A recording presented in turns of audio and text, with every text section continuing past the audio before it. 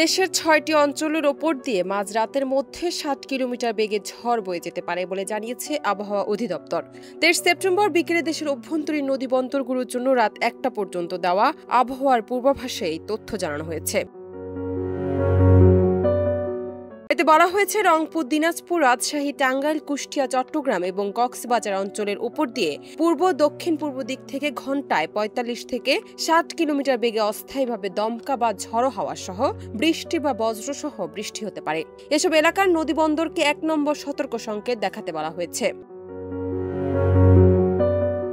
২৩ September সকাল ৯টা থেকে পরবর্তী ৭২ ঘন্টার আবহাওয়ার পূর্বাভাসে জানানো হয়েছে, বৃষ্টিপাত কমে যাওয়ায় সারা দেশে গরম বেড়েছে। দিন ও রাতের তাপমাত্রা সামান্য হ্রাস পেতে পারে। মঙ্গলবার থেকে তাপমাত্রা ৩ ডিগ্রি পর্যন্ত হ্রাস পেতে পারে।